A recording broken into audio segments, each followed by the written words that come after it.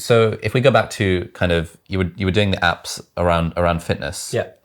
When did Gymshark become a thing, like relative to the app design stuff? So it was 2012 when the company was founded.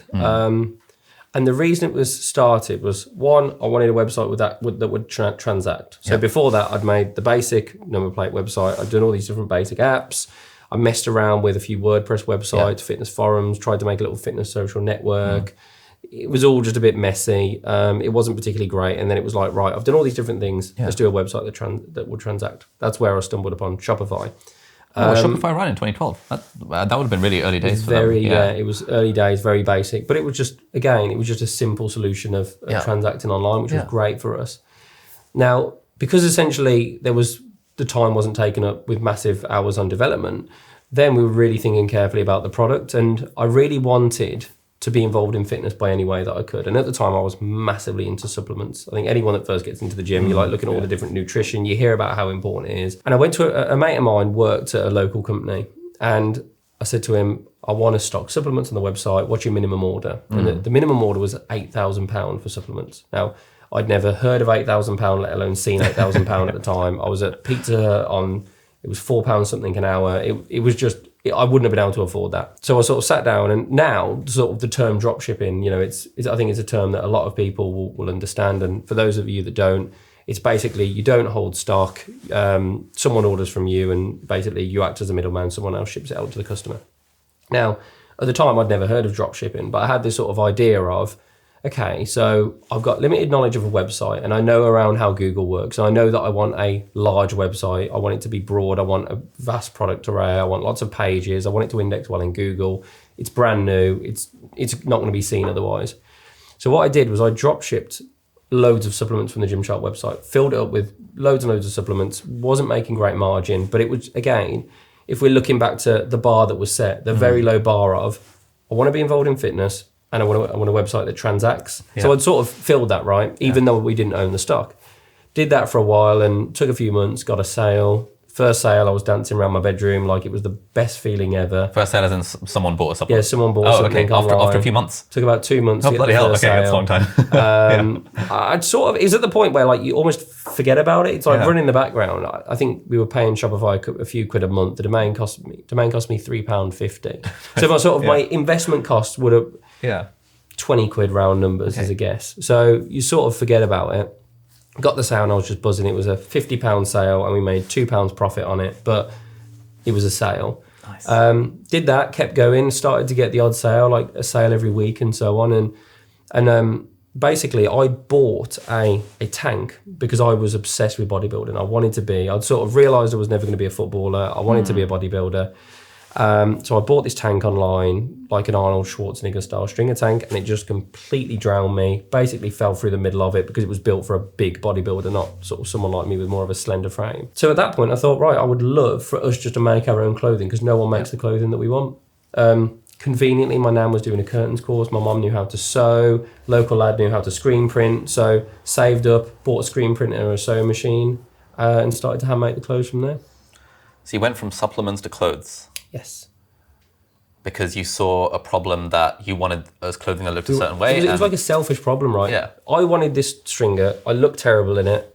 I was looking around online. Yeah. No one was making the product that we wanted. So we did it. And it was at that weird time, right, where I loved the California bodybuilding aesthetic. A lot of the American product just wasn't really coming over to the UK. And that was, it didn't fit in the way that we wanted. Things over in Europe and the UK were starting to get a lot more fitted and tapered. It was that, Top Man 2 for £10 era when everyone wore skinny jeans and little tight tops. So it was like that weird morphing of, okay, so I want to be able to look like a bodybuilder, but I just haven't got the size. This was like the fashion over here. So all of a sudden, the idea came, how great would it be to make fitness wear that would really accentuate your physique and taper yourself in?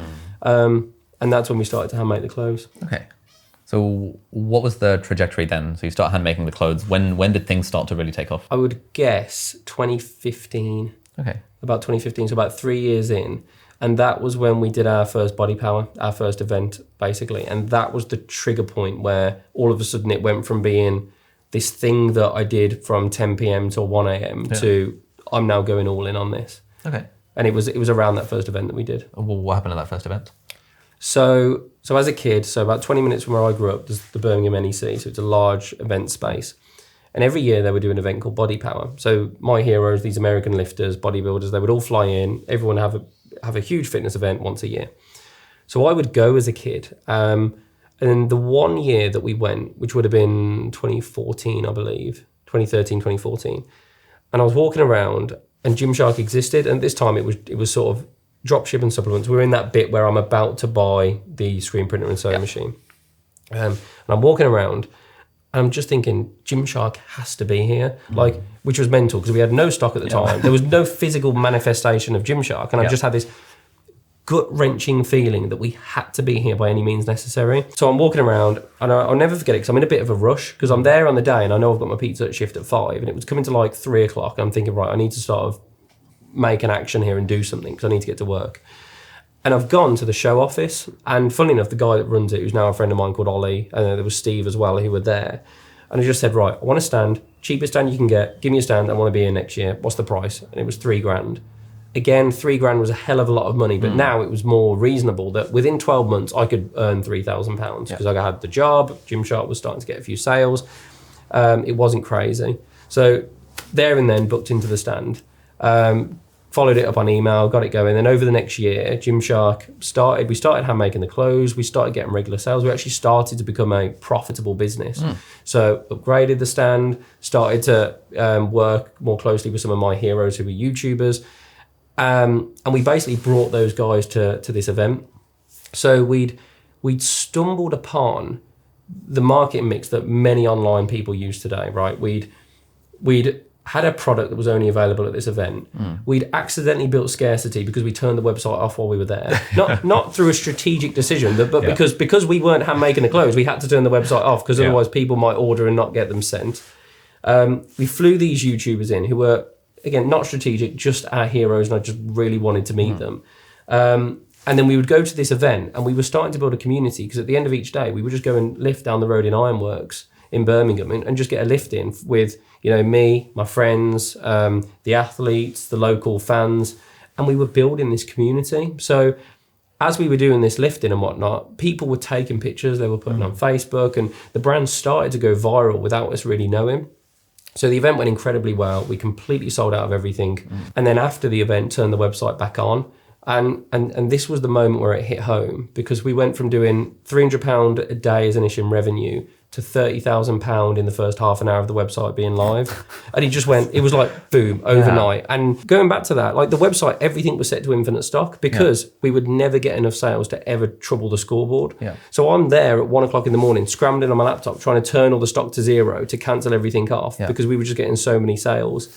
And there was a point where everything's out of stock on the website. I've closed my laptop. It's 1 o'clock in the morning. There's 30 grand's worth of outstanding sales. And that was a moment where I was like, wow, I'm onto something here. Something is really going to kick off with this company.